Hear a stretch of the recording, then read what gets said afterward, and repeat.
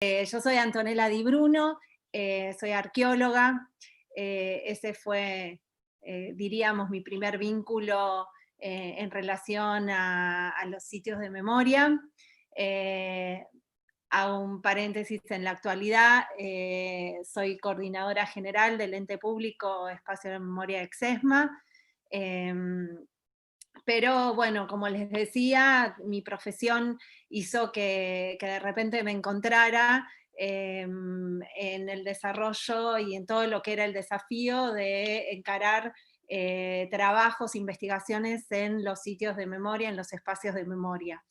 Eh, Decimos era el desafío porque, bueno, por un lado en lo personal, uno venía, yo hace mucho que me recibí, que vengo en la carrera y venía de alguna manera relacionada al ámbito académico y trabajando con un equipo hermoso a cargo, y no los quiero dejar de nombrar porque también ellos son responsables de acompañar también cuando es importante que parte de la academia acompañe. O digo ahora ya es lo más común casi, diríamos, ahí,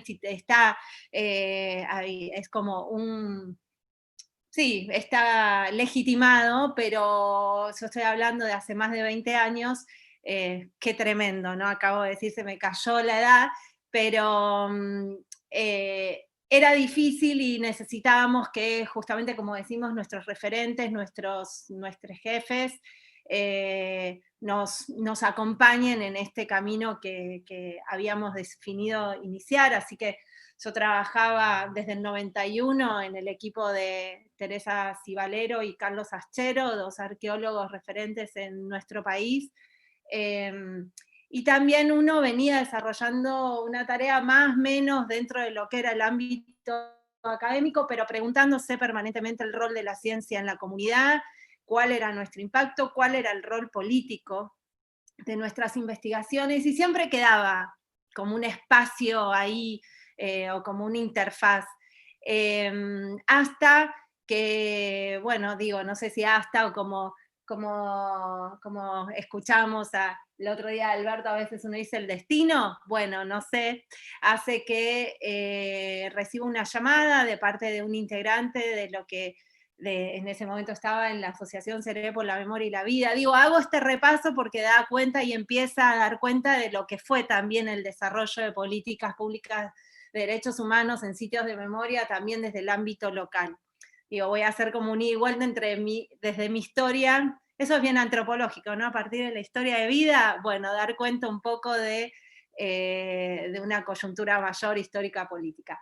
Digo, recibí un llamado por parte de la asociación con la voluntad o la duda, o bueno, era todo eso junto, y la propuesta de decirme, creo que era la arqueóloga local en ese momento en Morón, y entonces a través de conocidos era, mira, estamos con esta intención, los voy a contextualizar históricamente, estábamos en el año 2000, en 1999 había asumido en Morón el intendente Martín Sabatella, con una clara definición del desarrollo de políticas públicas en torno, también uno de los ejes que se creía, porque tenía que ver con la militancia, con la definición política del espacio político, que uno de los ejes transversales iba a ser derechos humanos.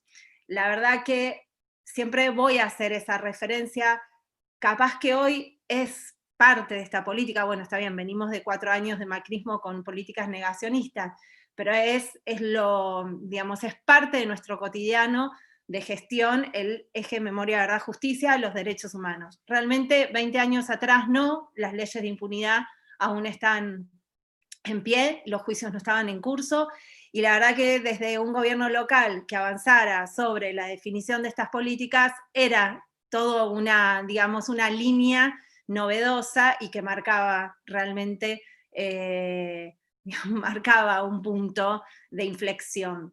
Entonces, bueno, en 1999, como digo, había asumido Sabatella, y se encontraba, entre otras cosas, con mucha, digamos, con tanto por la militancia propia de Martín, como también el acompañamiento de organismos de derechos humanos en la zona oeste, con el escenario de un espacio que estaba siendo utilizado como un deportivo, un polideportivo, un lugar de encuentro, de recreación, y que tenía el pequeño detalle que había sido parte, o digamos contenía lo que había sido un centro clandestino de detención, había sido parte, ese espacio nodal de lo que había sido la represión en zona oeste.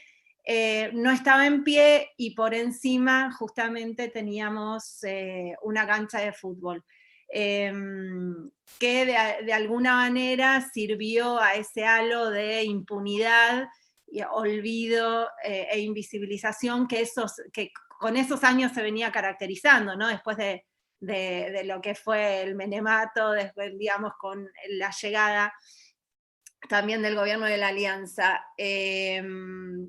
Entonces, bueno, en ese escenario, a partir de que ya había un gobierno, digamos, que escuchaba y era parte, es que recibo este llamado para decir, bueno, la Asociación CERE, como parte de los organismos de derechos humanos de zona oeste, tiene la intención, ha expresado la voluntad de recuperar, de rescatar este espacio, no sabemos muy bien cómo.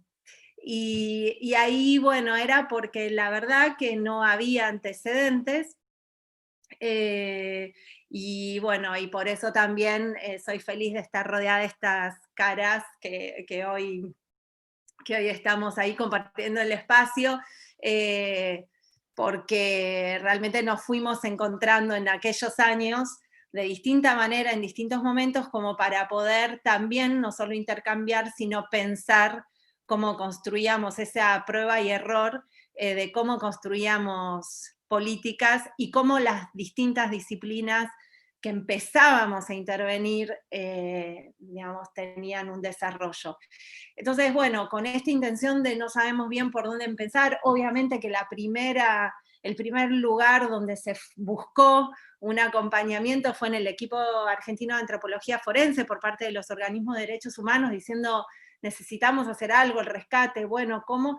Y sabemos todos que, bueno, el EAF, su tarea no era, digamos, más allá de la gran tarea que desarrollan, era las investigaciones por parte de ellos provienen desde otro lugar, o ellos llegan digamos, al lugar desde otro lugar, desde prueba judicial, desde algún tipo de denuncia, objetivos que eran, si vamos a decir distintos, son todo parte, pero para que quede un poquito claro, de lo que era en realidad rescatar estructuras, o ni siquiera, no sabíamos qué es lo que había.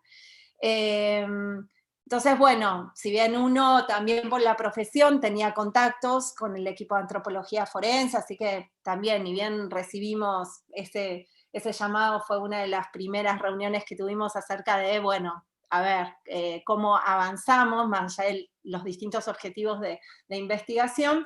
Bueno, ahí empezó un camino en donde desde organizaciones locales, sería organismos de derechos locales, con la intervención de un Estado local, y en ese caso se empezaba a meter casi forzadamente un equipo interdisciplinario, un equipo científico que empezaba a discutir en esta mesa conjunta cómo pensábamos llegar, o sea, cómo llegábamos a un espacio, cómo iniciábamos investigaciones. Podemos decir también los antecedentes que teníamos, claramente era el rol de todos los organismos, ni que hablemos, y también el Estado Nacional acerca de lo que era de distinta manera la Secretaría de Derechos Humanos y lo que había sido también los informes CONADEP, y cómo también el rescate de evidencias, de inspecciones oculares cuando estuvo el juicio a las juntas, y después de lo que fue el cotidiano de testimonios que se fueron recolectando y seguían lo que fueron los CONADEP, y luego siguieron como los legajos SDH, los legajos Secretaría de Derechos Humanos, que hacían como cotidianamente sobrevivientes, familiares, continuaran, que esto siempre aunque para nosotros es algo también común, es al día de hoy, seguimos recibiendo nuevos testimonios. Entonces digo, esa metodología es como que estaba diseñada, lo que es la toma de testimonios, etcétera, pero bueno, nosotros teníamos que transformar la arqueología de base académica en mezcla con el antecedente como les decía, del equipo de antropología forense, pero era transformar lo que, vamos a decir, académicamente se llama arqueología histórica, en específicamente el contexto de represión, terrorismo de Estado y recuperación de un patrimonio que tanto es histórico, pero con alto valor judicial al día de hoy. Así fue que iniciamos esta mesa, y casi sin darnos cuenta, me parece como fundamental hablar de la coyuntura, porque creo que es el rescate de lo que significó las políticas de Morón en aquel momento. Estábamos en la crisis 2000-2001. Entonces yo siempre digo que todos los que formamos parte de alguna u otra manera en todos estos años de los sitios de memoria, los espacios de memoria, el desarrollo de políticas, sin duda, si seguimos las historias de cada uno de estos espacios, seguimos la historia también del país y la región. Por eso también, digo, adelantándome un poco a los ejes, es qué esperamos de estos espacios netamente relacionados con, o sea, no pueden hablar de otras cosas, porque van, bueno, como la memoria, ¿no? Es absolutamente un ida y vuelta constante, dinámica, controversial, etcétera. Bueno, los sitios tenemos una base dada de lo que implican, de lo que fueron, de lo que a futuro tenemos que garantizar, del nunca más, del no olvidar, de estas huellas que marcan lo que fue un terrorismo de Estado, un horror, pero también la vida, ¿no? La militancia para que ese horror se instalara en el país. Sin ningún lugar a duda no están exentos de la coyuntura, y son parte de esa coyuntura política, económica, social. Entonces fue como muy interesante, doblemente interesante el desafío, se daba de política local sin antecedentes, que no era acompañada por una política nacional ni regional.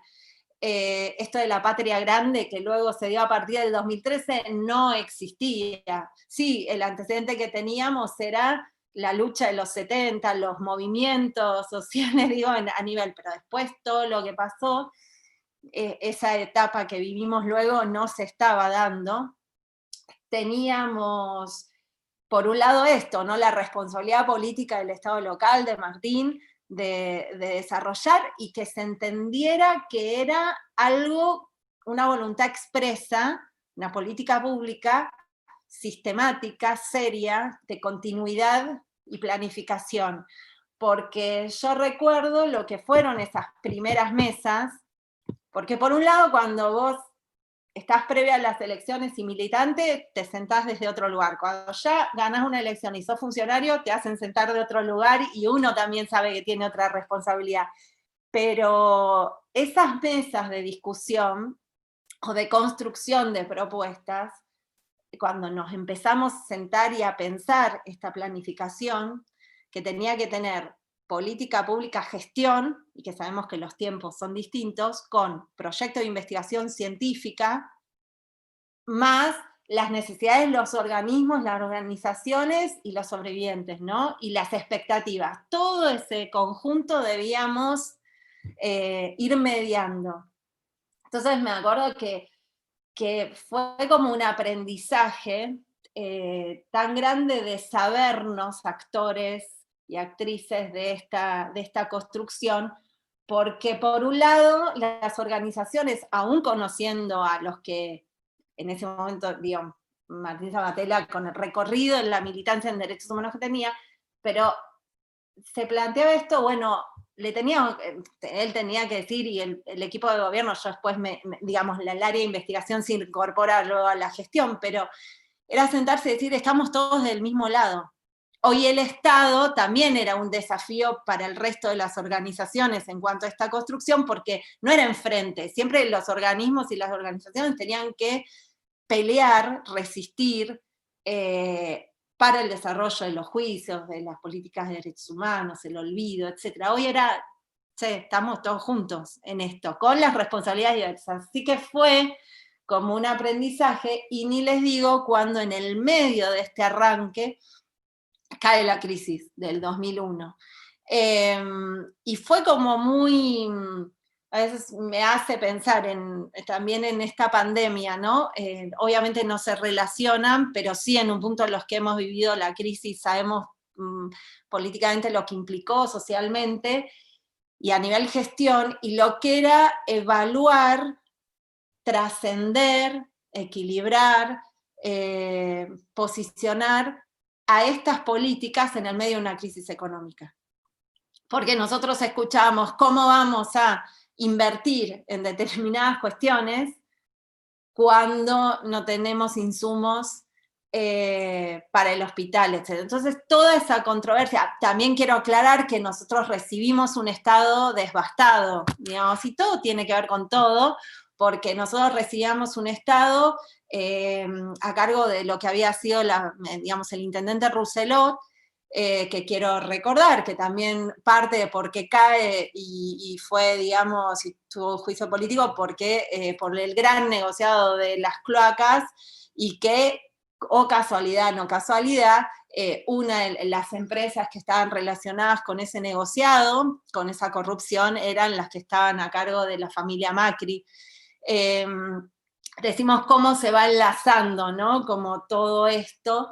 Entonces nosotros recibíamos un Estado y teníamos que generar esta política, y fue como muy, bueno, no me sale ahora la palabra, pero digamos, hubo que pararse y defender esto, porque eso, encontramos, vuelvo a decir, realmente vacío. Casi como encontramos ahora en el 2019, en diciembre de 2019, todas las áreas de gobierno con un vaciamiento y destrucción, aparte, porque no solo se fueron, sino que destruyeron muchas cosas, y cuando nos encontramos tuvimos que empezar a reconstituir. A 3 meses de eso nos vino pandemia, ¿no? Que nos cambia el eje de prioridades. Pero digo, sin duda había una deuda pendiente por parte del Estado en las temáticas de derechos humanos, y esto fue empezar a recorrer ese camino. Y lo importante era empezar a recorrerlo y recuperar la materialidad de esa historia. Y de pensar también en el mismo momento qué queremos de estos espacios. Si hoy nos preguntamos también qué queremos de estos espacios, porque también tenemos 20 años de recorrido, la verdad que en ese momento fue, ¿qué hacemos? No se hablaba en ningún momento de Museo de la Memoria, no teníamos la ESMA como, ¿no? Porque hace un par de días recordamos ese famoso discurso de Néstor y la recuperación de lo que fue el entrar a la ESMA y lo que era digamos, esa definición por parte del Estado, que ahí sí, si vos me decís, yo les estoy marcando como bisagras, ¿no? Lo que fue para un Estado local el inicio de una política pública, lo que fue trabajar con diversidad de actores, donde había actores que no habían existido en el desarrollo de la lucha por los derechos humanos, ¿no? Entonces era como aprender también entre todos lo que fue una crisis económica y lo que impactó en la sociedad, lo que nos dejó. Por otro lado, el descreimiento que había sobre las instituciones estatales, entonces fue también instalar eso. Marcar también la importancia de que el Estado gestione estos lugares, que también fue otra discusión. Y por otro lado, cuando nos encontramos desde algunos estados locales, ya ese escenario fantástico del acompañamiento a partir de lo que es 2003, con las políticas nacionales, con el gobierno de Néstor Kirchner. Ahí fue como, bueno, podemos empezar a anclar una política más regional, podemos crecer, podemos, bueno, todo lo que implicó y, bueno, sin duda, no tengo que decirlo, lo que era el impacto de la recuperación de la pata judicial, ¿no?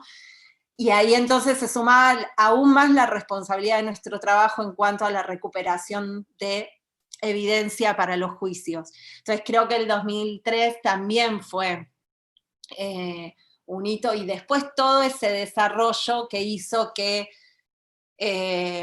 pensar cómo la diversidad de cada sitio que defendemos, que cada sitio tiene su experiencia, tiene su desarrollo, porque cada lugar y centro clandestino de represión también impactó de manera distinta y se conformó de manera distinta y operó de manera distinta en cada distrito. Entonces nosotros sabíamos que no podíamos dejar de dar cuenta de esa particularidad, pero enmarcada en un plan sistemático de exterminio, y que no solo quedaba en lo nacional, sino en lo internacional, en lo que era el desarrollo regional. Entonces la importancia también que entendimos aún en la diversidad de normativizar, porque eso también era otro logro, ¿no? Es como seguir teniendo, consiguiendo batallas, y lo que fue lograr digamos, la preservación, lograr la ley nacional de sitios, o sea, todo este camino. Ahí ya para no irme un poco, vuelvo a lo histórico, que soy yo misma. No, digo lo que fue esa construcción, y no quiero por eso dejar de dar cuenta que tuvimos que pelear también, como les decía, poder lograr un diálogo de escucha y construcción entre estas patas. Fue muy interesante el proceso que dio la incorporación en políticas públicas de áreas de investigación.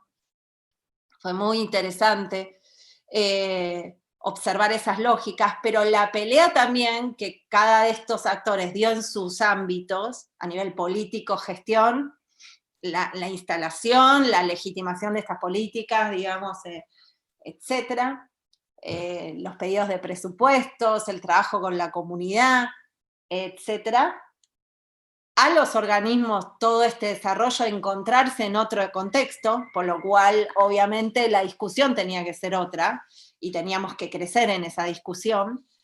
No estábamos en una instancia de resistencia. Y lo que fue para todo el ámbito de investigación, pelearla para adentro.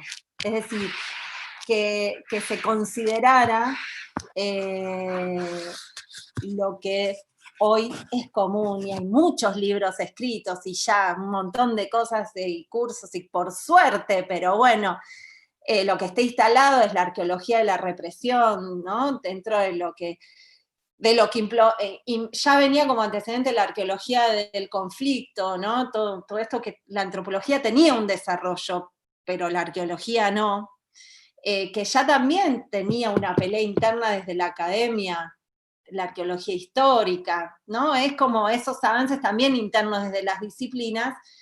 No quiero decirles cuándo aparecimos algunos de nosotros, y yo siempre lo digo, y por eso rescaté a mis jefes,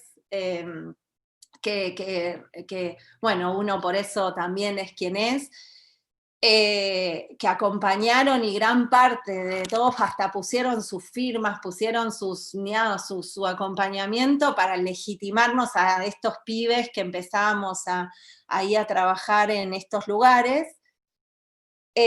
Nosotros, yo siempre lo menciono, nos llegaron a decir en lugares de compartir, de congresos, etcétera, después de escucharnos, dónde estaba la arqueología. A su vez, esa lucha interna que tenía que ver con legitimar esto que estábamos haciendo. Claro, nosotros estábamos excavando o recuperando contextos que eran contemporáneos a nosotros. Por un lado, y por otro lado también dar cuenta a nivel, y ya avanzando en el aspecto judicial, también la presencia, vuelvo a decir, teníamos por un lado siempre el equipo de antropología forense con un camino desarrollado desde el 84, y ya legitimado y cada vez más, pero claro, aparecía esta otra cosa que tenía que ver con la recuperación de la materialidad de estos espacios, que podían, que referían a esa recuperación de la materialidad como espacio de memoria a futuro, no solo presente y futuro. Es bueno, como siempre decimos, ¿no? Aunque derriben todo, la historia sigue hablando y seguirá hablando, pero también que podía sumar prueba judicial. Y entonces también eso a muchos tribunales, como que fue como, ¿no? Un también forzar esa entrada de evidencia que era muy interesante porque sostiene el testimonio de sobrevivientes. Pone, es un encuentro, yo digo que ahí es el encuentro de todo lo que es la oralidad y lo que atraviesa esa memoria corporal con esa materialidad, que está reforzando lo que eso también, porque estamos diciendo que un momento de hostigamiento a la víctima, ¿no? De revictimización, de puesta en duda, en todo sentido, ya decimos a nivel social también en su momento, pero también en el momento de sentarse en un contexto judicial, decía, si vos viste una pared pintada de verde en donde está detenido, mira, yo te muestro la pared pintada de verde.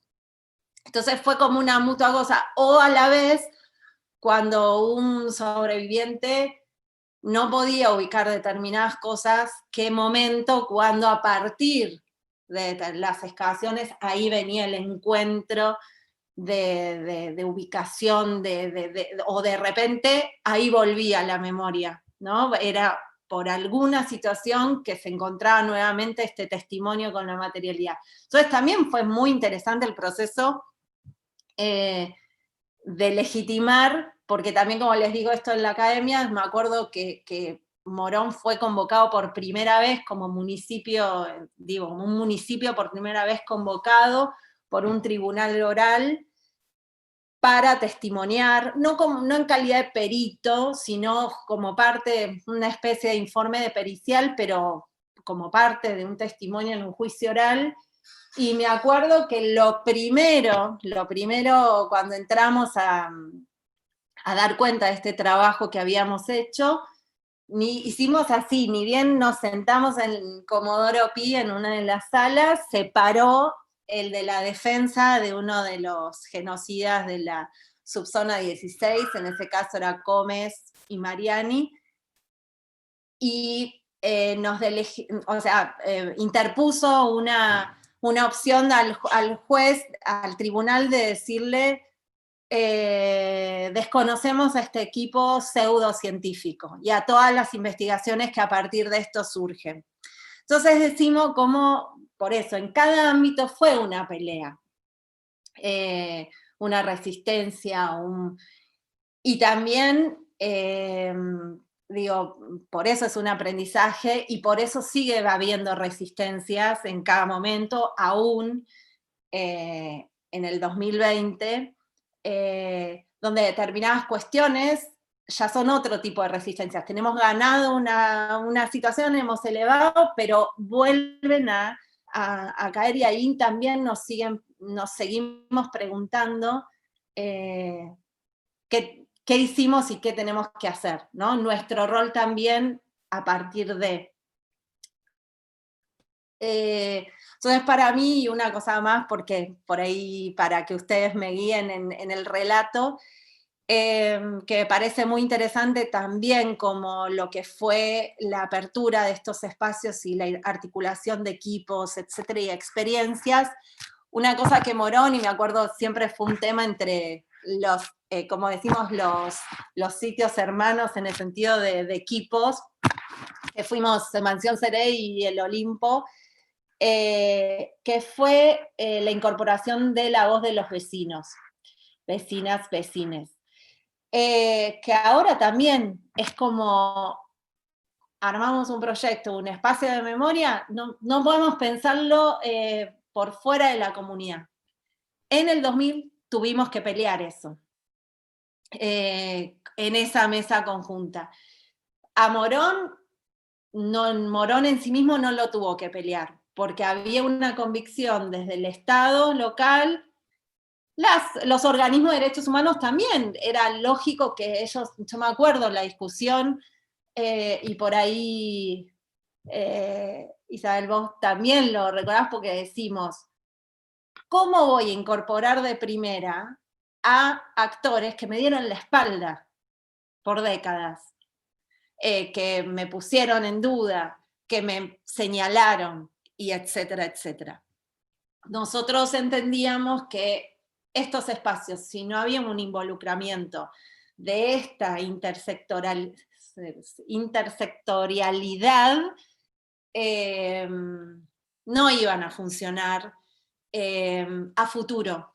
Y porque también empezamos a descubrir, no empezamos, se siguió dando cuenta que los sitios funcionaron en un engranaje concentracionario donde había una voluntad política ejecutora y una comunidad que resistía, la sufría o avalaba. Entonces, si nosotros teníamos que trabajar también lo sucedido, debíamos incorporar, y la particularidad no es lo mismo, bueno, en eso muy parecido, siempre digo Olimpo y Mansión Seré, porque a metros de la puerta de inicio del centro de detención tenemos al vecino. No es lo mismo Famaillá, no es lo mismo El Faro, no es lo mismo La Perla, el Vesubio, Campo de Mayo.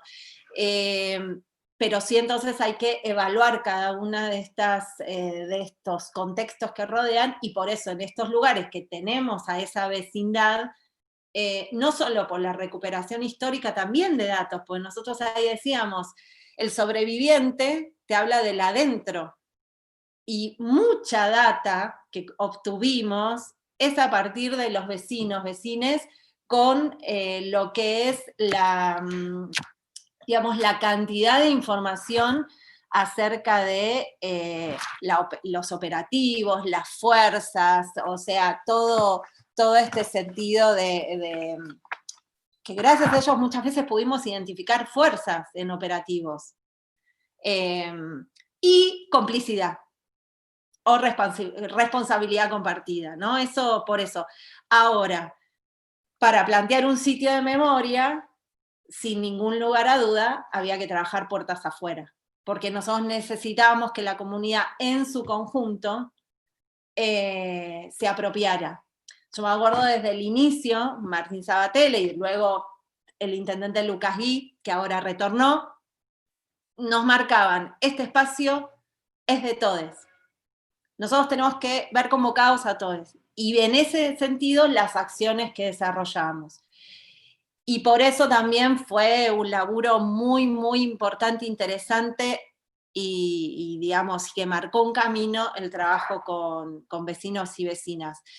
Y por otro lado, no quiero dejar de rescatar a a lo que éramos 4 equipos en su momento, que en el 2000 inició ese camino, hacia el 2002, fueron 2 años de gestión, hacia el inicio de excavaciones, de trabajos de campo, y que ahí nos encontramos lo que era el Atlético en Ciudad Autónoma de Buenos Aires, el Pozo en Rosario, y el Pozo de Vargas con esta otra particularidad que sumaba, y sí, bueno, era un pozo y sí había una cuestión como más puntual de búsqueda de cuerpos.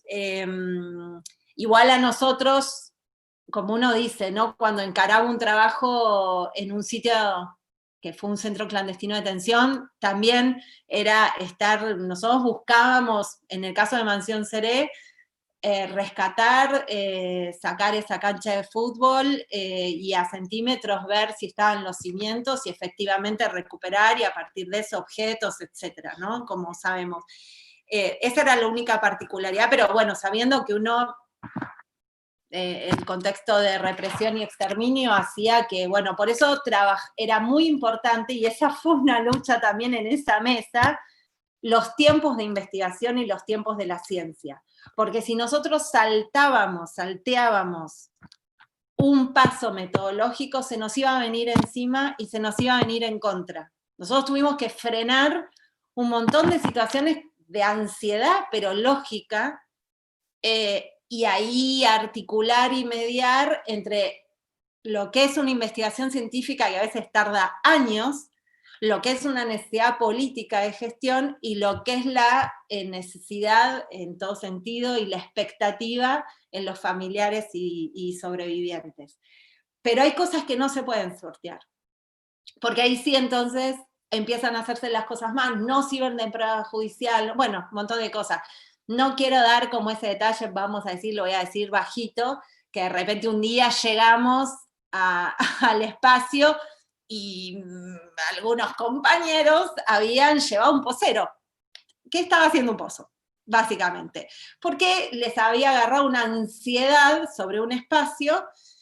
Bueno, por suerte pudimos parar, pero digo, eso también fue un aprendizaje de todos nosotros.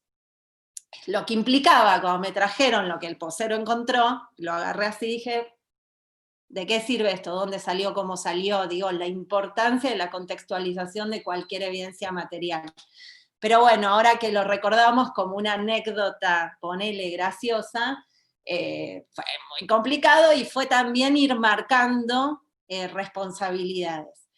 Entonces, digo, es importante rescatar estos 4 equipos que fuimos y empezamos a formar parte y a encontrarnos, y también la importancia de cómo encaramos una investigación, me acuerdo que fue abierta a la comunidad, digo, con el resguardo de sectores que no, pero si uno iba a Mansión Seré, y con esto paro de hablar de verdad, y ahí las escucho, cuando iba a una Mansión Seré, ¿qué te encontrabas? Obviamente un mínimo resguardo a través de un alambrado, porque había lugares con profundidad, por cuestión de seguridad de la gente, pero nosotros queríamos que la gente fuera viendo el proceso de investigación y avance y lo fuéramos compartiendo, porque a diferencia también de los otros espacios, bueno, no, lo que fue el Olimpo, que quiero decirlo y nunca me voy a olvidar, que también pudimos compartir esa primera entrada a lo que fue el lugar para pensar, digamos, lo que uno compartió de estos primeros encuentros y bueno, y poder intercambiar opinión. No me acuerdo, nunca me voy a olvidar y lo tengo guardado también acá en el corazón, de este lado. Sí, ya no sé dónde tengo. Pero digo, también la importancia de que, porque nosotros teníamos el desafío que el lugar ya estaba en uso, pero en uso no por una fuerza, no, en uso de la comunidad.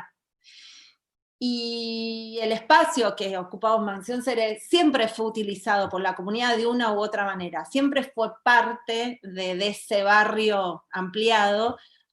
Fue un corte muy fuerte entre el 77 y 78, obviamente, cuando esto fue utilizado como centro de detención. Eso es súper interesante a nivel también, no solo histórico, antropológico, etcétera, qué ocurrió ahí. Pero les quiero comentar algo que es como con profunda emoción y orgullo del desarrollo de esta investigación y de esta propuesta de gestión pública. Como fue una definición que ese espacio iba a continuar abierto, bueno, nosotros desde el 85, les recuerdo a los que no saben, desde el 85 se crea en este lugar de 11 hectáreas el espacio polideportivo Gorquí Grana, un espacio municipal de recreación, deporte y eventos, que continuó, más o menos, bueno, momento Rousselot muy particular, cerrado, oscuro, cuestiones raras, así de corrupción, etcétera, lo que es hoy la Casa de la Memoria y la Vida, sede de la Dirección de Derechos Humanos, que está a metros de donde funcionó el Centro de Detención Mansión Seré. En el momento de funcionamiento de la gestión de Rousselot, lugar para reuniones particulares, construcción fastuosa, cuestiones de corrupción, utilización de fondos públicos, bueno, todo esto que fue parte de los 90 en nuestro país, también se vio representado ahí, pero digo, el lugar era un polideportivo. Martín Sabatella se encuentra con eso y con todo esto otro que venimos hablando, dijo, continuamos, acá hay que intersectar, no separar. vieron esta frase que también hoy es, donde hubo horror hoy hay vida, fue una de las primeras cosas que nosotros dijimos en el año 2000, y fue también una controversia, muchos dijeron banalizan determinadas cuestiones, pero bueno, fue como pelearla y bueno, creo que no nos salió tan mal. Ahí se decidió seguir el lugar abierto, y también cuando se inició el proceso de investigación, todo eso es seguir abierto, y, y era muy interesante, sobre todo el verano del 2003, donde fue un momento muy fuerte de la excavación. Nosotros teníamos jornadas donde compartíamos con los vecinos las excavaciones. Y fíjense también, para los que no ubican, al lado de lo que es el lugar exacto del perímetro donde estaba la casa, la casona, ahora, digo, ya venía de los 80, hay una placita de juegos de niñez. Y fue también una discusión. ¿Qué hacemos? ¿Se saca, no se saca? Y la verdad es que no la sacamos. Y eso hizo que los niños trajeran a sus padres a veces a ver el lugar. Y los niños participaron, me acuerdo en ese verano, de ciertos sectores que armamos excavando, y eso, que es toda una discusión, y lo pongo porque al día de hoy hemos participado hace un mes en estos encuentros de sitios, y todavía se sigue discutiendo la participación de, digamos, de los niños, ¿no? Y de cómo, y de los estudiantes, y las edades, ¿no? Por eso digo que también tiene que ver mucho con cada espacio, cómo se fue desarrollando los procesos de apertura, y nosotros no podíamos otra cosa, porque era ya parte. Entonces, en realidad, definimos laburarlo, abordarlo y arriesgarnos. Y fue una experiencia increíble, donde cuando uno veía a los nenitos que traían a sus amigos, al principio nos pedían, ¿qué pasó acá? Porque claro, imagínense, Jurassic Park más o menos era en el barrio, en Morón, porque eran los arqueólogos trabajando, ¿qué buscan? Bueno, era como muy interesante, era una manera de entrarle al tema, y el orgullo que uno sentía cuando directamente los niños, niñez, a los 2 días aparecían con sus amiguitos. Y en realidad podemos y entrar, qué sé yo, y, che, ¿querés que te explique? No, no, yo le cuento. Y entonces ellos contaban a sus amigos qué había pasado ahí. Entonces me parece que, nada, creemos que vamos por ahí.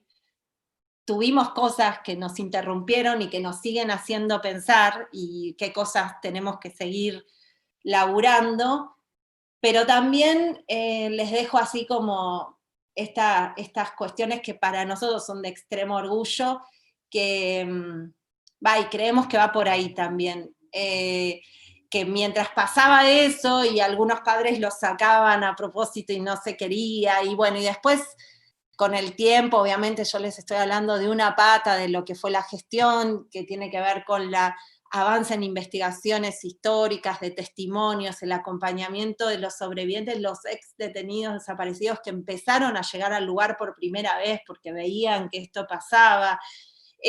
También lo que implicó el nodo oeste Morón, donde no había antes dónde ir, y pudimos, digamos, captar a toda esta cosa que no había lugar donde poder manifestarse, poder avanzar, etcétera.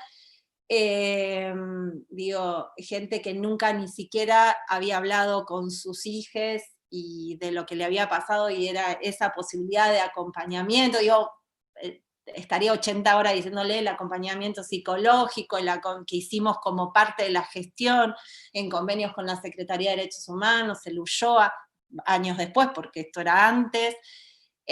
Digo, todo eso, y cómo también la vinculación pasado-presente, talleres, escuelas, organizaciones, donde también vimos, hicimos los trabajos de responsabilidad de las empresas, lo que había pasado en el alrededor, en Morón, el oeste, que era un polo productivo obrero, y donde fue vaciado, y el último vaciamiento fue en los 90, y que después ahí se había dado una vuelta de rosca en el 2000, entonces también era haber repetido ciertos nombres, que al día de hoy los seguimos viendo, que también dan cuenta de ese proceso histórico donde el poder se mantiene y donde cambian tal vez las herramientas de acción.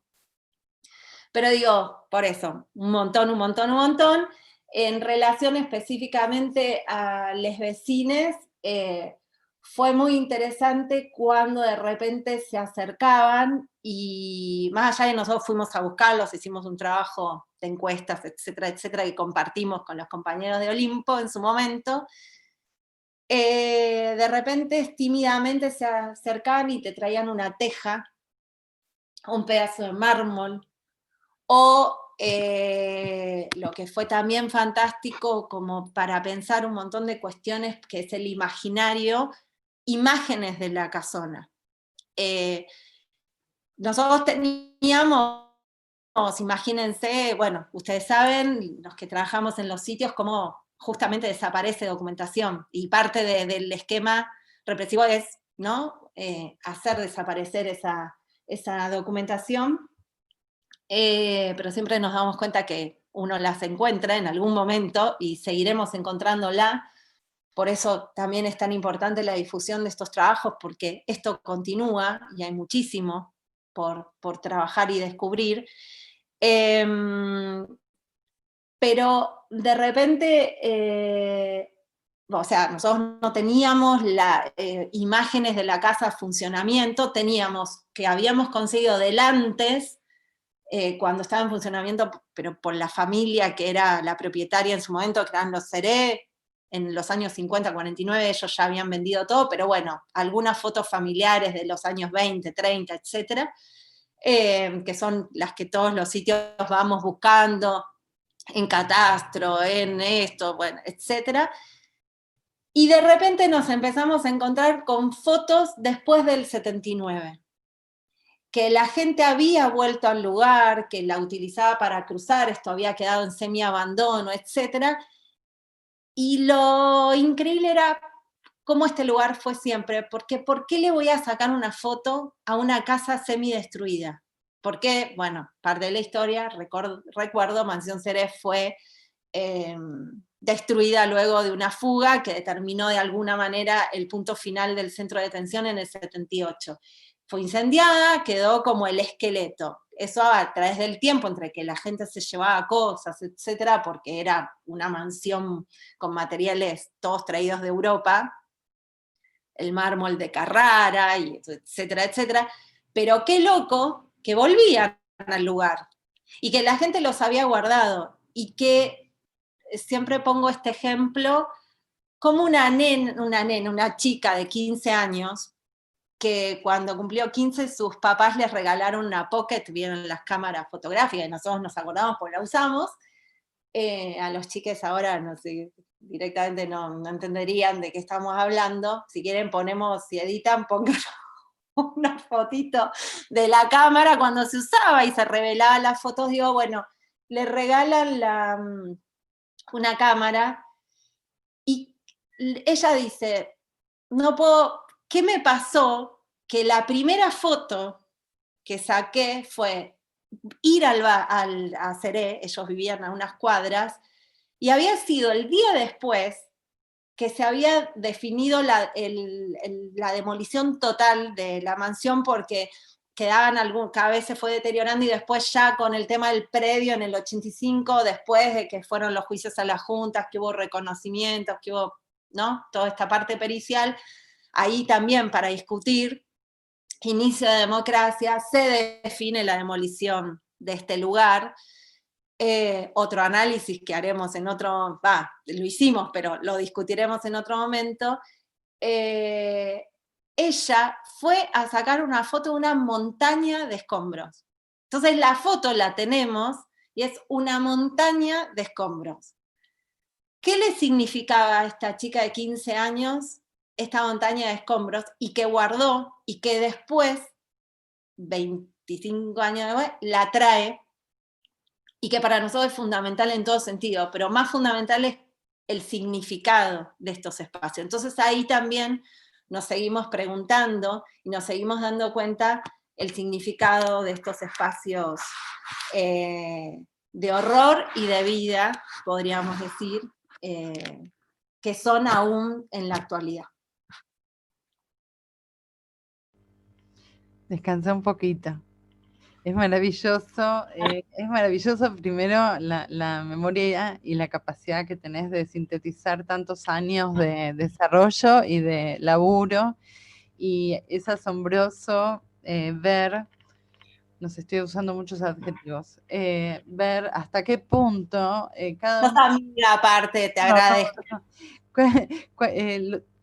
Cada uno de los eslabones fue abrir una especie de contienda, o sea, una contienda más o menos dura con los distintos actores y en los distintos campos, ¿no? En el campo de la ciencia, en el campo de la gestión, en el campo de también los organismos. Cada uno de estos espacios tuvo que aprender junto con ustedes y luego nosotros claro, qué es lo que se estaba haciendo y los sentidos. Me parece que esta última anécdota que traes un poco se puede sintetizar en cómo las preguntas que presuntamente le hacemos a las cosas en realidad son preguntas sobre el significado que las personas le dan a las cosas y a los acontecimientos, ¿no? Y que frente a las materialidades restantes en los espacios para la memoria, la pregunta a la materialidad es una pregunta a las personas, ¿no? Es algo que inquieta, por eso hay un malestar o una situación, digamos, que nunca llega a ser la plenitud de la vida sobre la muerte, y sin embargo es una intención permanente, ¿no? Sostener esta ambigüedad también, que está muy bueno lo que contás acerca de cómo continuaron con las actividades deportivas y educativas, y sostener ese también fue un campo de batalla, ¿no? Yo te quería preguntar si tenías ganas de referirte a este proceso. Creo que ya lo hiciste, pero quizás tenés ganas de hacerlo de otro modo, que es un proceso que es histórico, pero que es sensible, entendemos nosotras, relativo a una noción que es muy grande y suena muy linda, cuando le dice la Comisión Interamericana, las leyes, etcétera, y nos encanta también, y que es muy difícil, que es la noción de la reparación simbólica.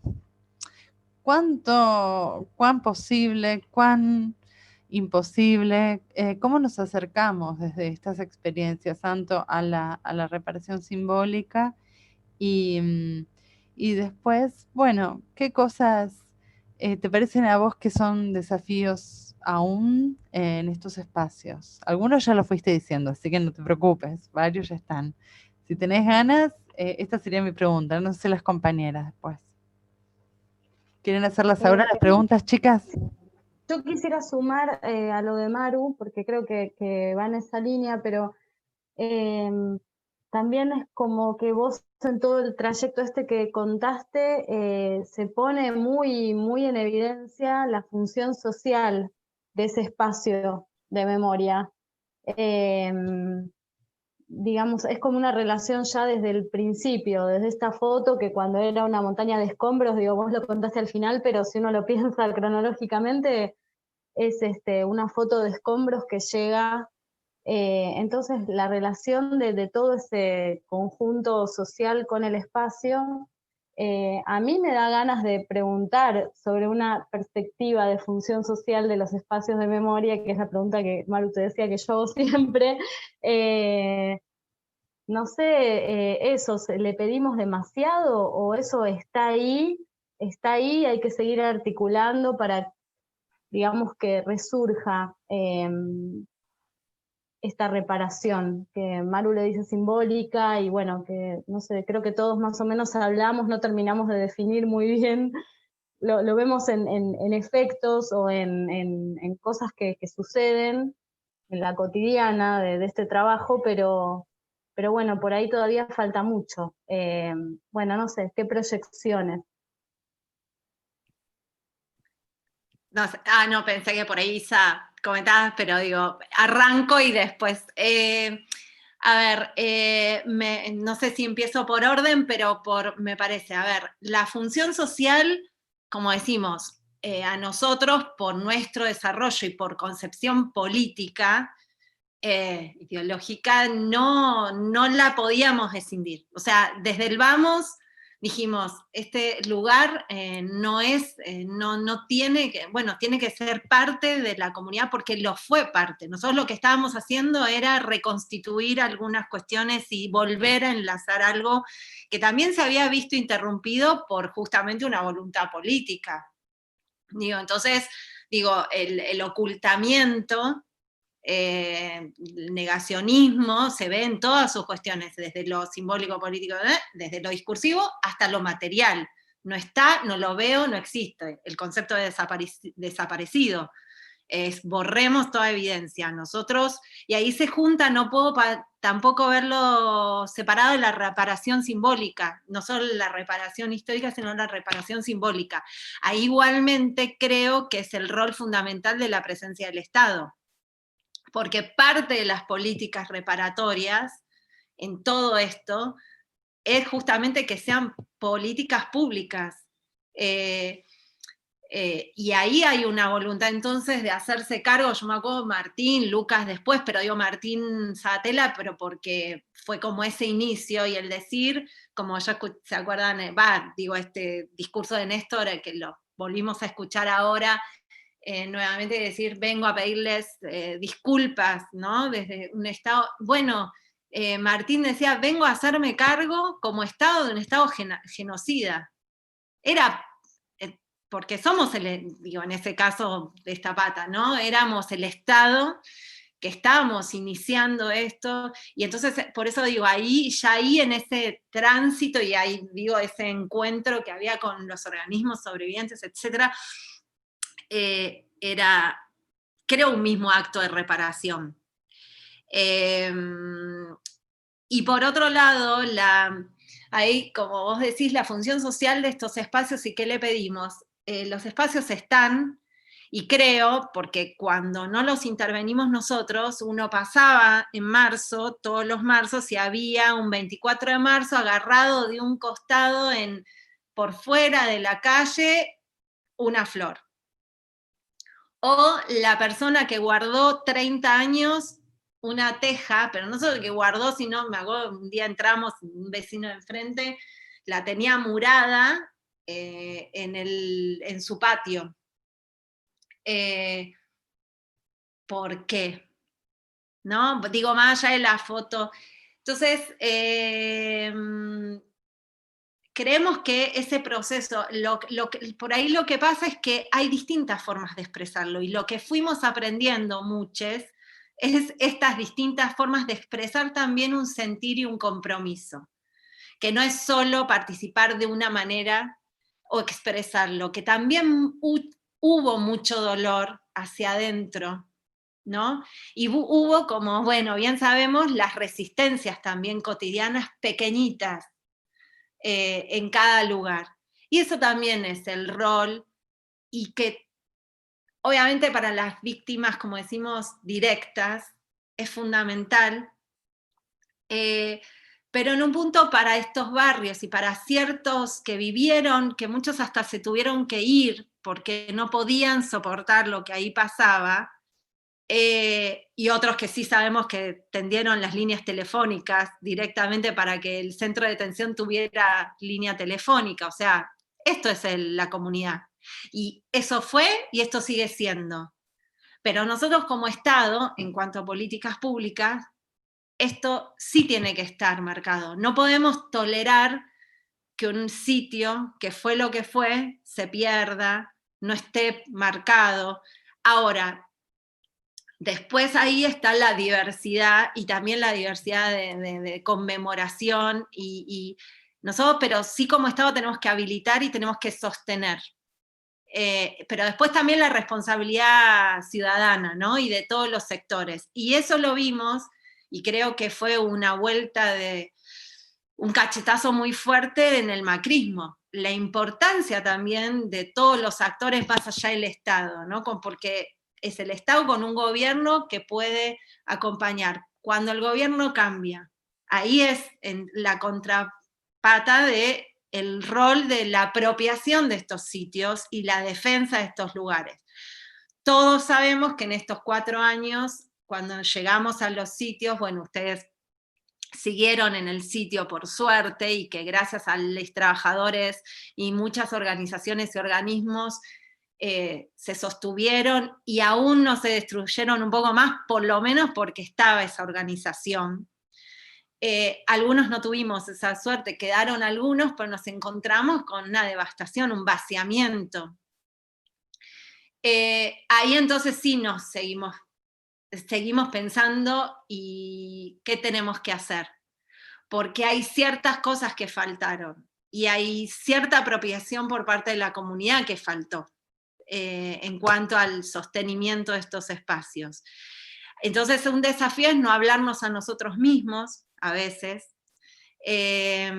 pensar esas aperturas, pensar cómo todo cambia y cambian los códigos y cambian las cuestiones y las comunicaciones, etcétera, también cómo necesariamente tenemos que interpelar a las nuevas generaciones, cómo tenemos que comunicar, cómo tenemos que permanentemente, digo, la pandemia, uno de los desafíos ahora, y no me quiero olvidar de una cosa que iba a decir del macrismo, pero digo, hoy los sitios, y lo refresco acá nuevamente, porque ya lo hablamos nosotros, es el desafío post-pandemia.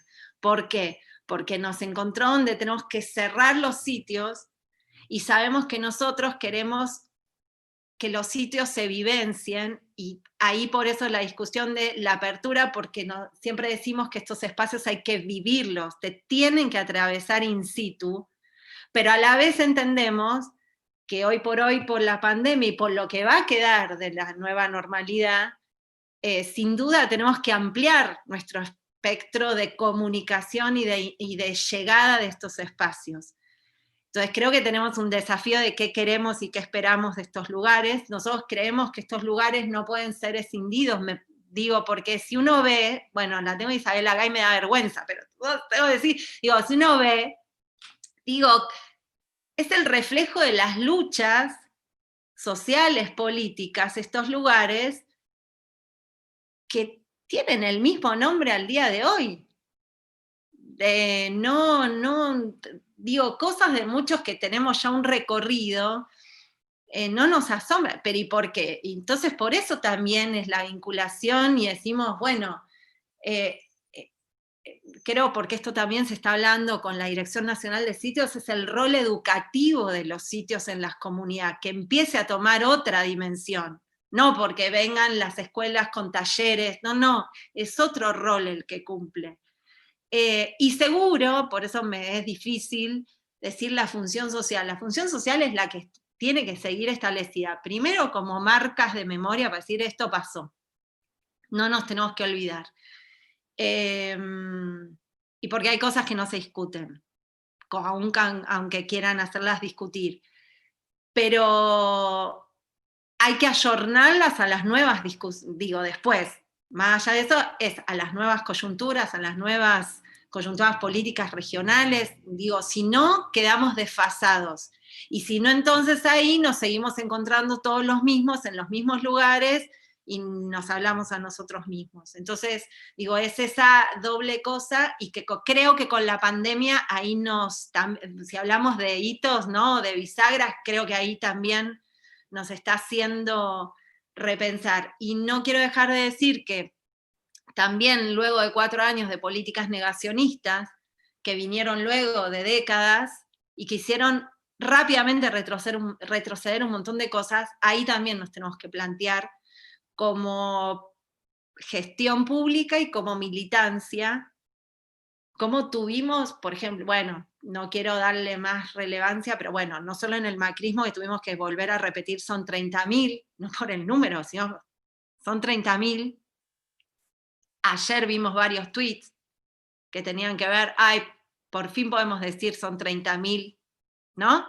En relación, esos discursos que se van repitiendo, uno va viendo, hoy por hoy tenemos un nuevo contexto absolutamente donde se están poniendo, que nos están viniendo desde distintos frentes, y eso es una responsabilidad de todos los que estamos en políticas de derechos humanos, de memoria, verdad, justicia, en lo cual tenemos que intervenir. Para hacer una correlación histórica, que yo siempre digo que los sitios de memoria es como seguir la historia del país. Pensemos que cuando perdimos las PASO, y 2015 digo, ¿no? Y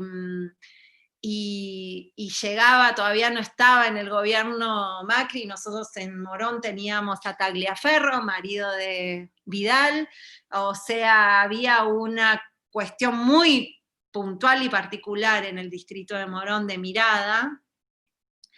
¿Qué pasó? Seré un día apareció con una pintada que decía el 22 se les acaba el curro. Entonces creo que también eso, que fue previo al 10 de diciembre, indicó lo que se venía. Lo que había dicho el candidato y después presidente Macri, se visualizaba y se materializaba en un espacio de memoria. Y nosotros tuvimos que, en esos días que nos quedaban antes del 10 de diciembre, hacer esos descargos, y transformamos esa pintada en una pintada increíble de resistencia en un mural, pero no es menor, eligieron dónde ponerlo, y eso iba a indicar lo que se venía: políticas de represión, hostigamiento a las víctimas, aplazamientos de juicios, más del 60% de genocidas con beneficio de prisión domiciliaria, criminalización de la pobreza y la juventud, digo, ¿no? Represión en la calle. Así que volvemos a lo mismo. Entonces, el rol de los espacios fue un mensaje muy claro. Entonces me parece que, por eso digo que no se puede escindir, y me parece que todos los trabajadores de los espacios tenemos que seguir replanteándonos, y los que en distintos momentos cumplimos funciones distintas en la gestión, tenemos que entender y tenemos que dar cuenta de estas idas y vueltas de la región, porque tenemos un Bolsonaro en Brasil, porque tenemos Piñera, estamos viendo lo que vimos todo el año pasado en Chile, y que recién hoy por hoy, por eso respiramos, se aprueba la baja de una constitución pinochetista. Creemos que eso nos dice no está todo hecho. Pero quiero terminar con un espíritu justamente combativo y de que hay mucho por hacer, ¿no? Y están las nuevas generaciones. Pero no hay que descuidarse, eso digo. Hicimos mucho, pero como siempre, uno sigue el camino increíble de los organismos de derechos humanos que nos marcan, y de las madres y abuelas, y estamos en este mes, octubre aún, del mes de la identidad de abuelas, cuando uno está como ahí medio perdido, es decir, bueno, vamos por acá, ¿no? Pero bueno, nos la están haciendo difícil también. Sí, la verdad es que nos la hacen difícil y nosotros la hacemos lo mejor que podemos. Nos haces pensar muchas cosas. Una de esas es que no vamos a atravesar los espacios un destino diferente al del pueblo. Ergo, el destino y las prácticas, ¿no? La construcción de nuestros destinatarios tienen que estar en sintonía con esta mirada y no escindida. No sé si las compañeras quieren hacerte alguna pregunta. Isa estaba. Isa, vamos, Isa.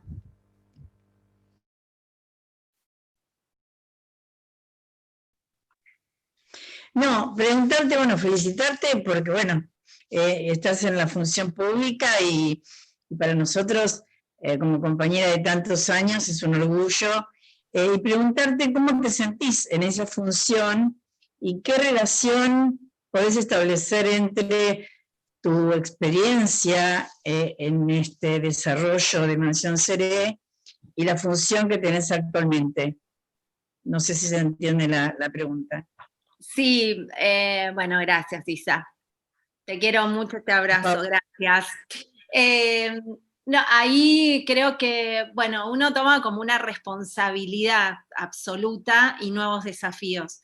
Yo, durante la gestión de Cristina, yo ahí sí fui funcionaria, digamos, a nivel nacional, porque estuve a cargo de fondos documentales del Archivo Nacional de la Memoria, y ahí también era, en todo lo que venimos hablando, también otra beta de la materialidad de la memoria. Y esa responsabilidad, y bueno, en su momento tenía la responsabilidad de bregar por no solo la preservación, sino el crecimiento y la apertura federal también de todo lo que era las políticas de archivo.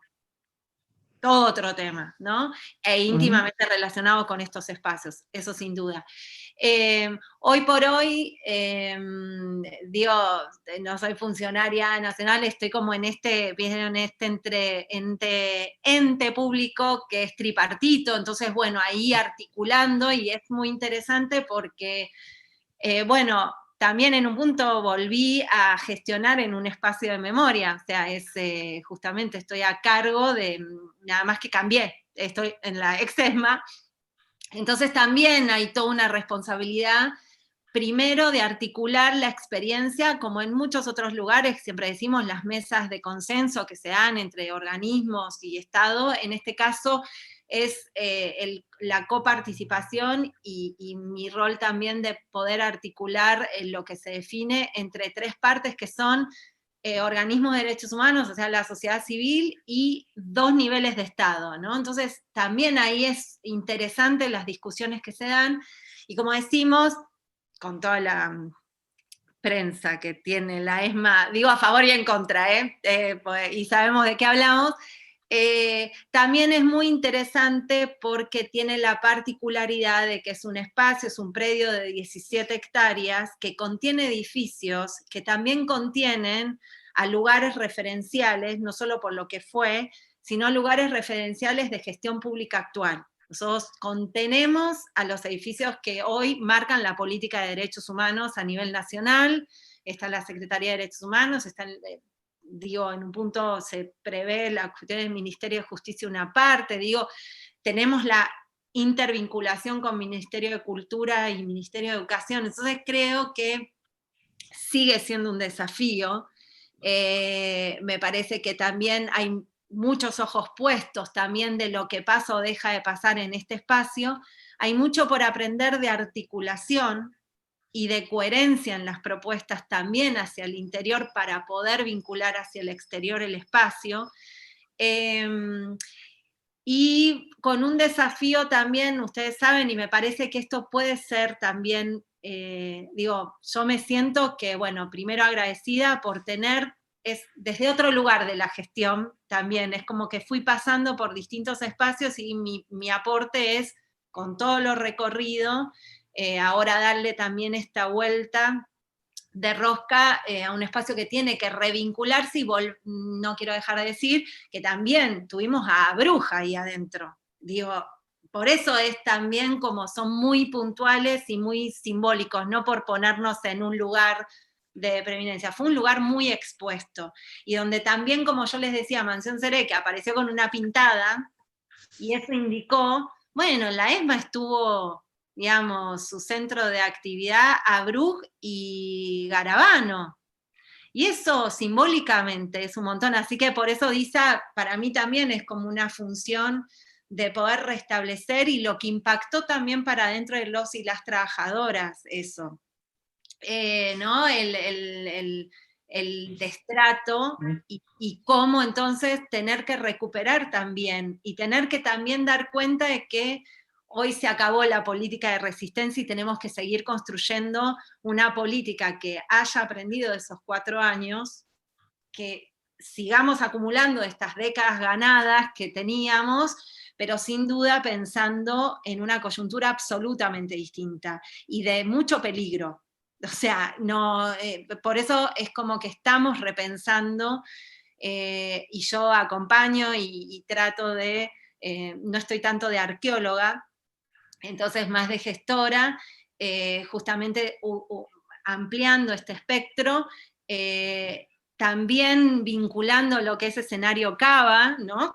También es desde esa experiencia, y digo, porque uno recuerda, yo estaba en el predio cuando pasó, porque me quedé unos días más para esa transición hacia la gestión macrista en el archivo, y nosotros estábamos cuando Abruje, el primer acción institucional fue recibir a los familiares de víctimas de los subversivos y recibir a los abogados y abogadas de los genocidas que estaban en juicios de lesa, y era la primera vez que el Estado Nacional recibía y daba lugar a esto. Entonces me parece que eso marca los espacios, y los que, bueno, hoy volvemos y tenemos esa responsabilidad es revertir, pero no olvidar eso.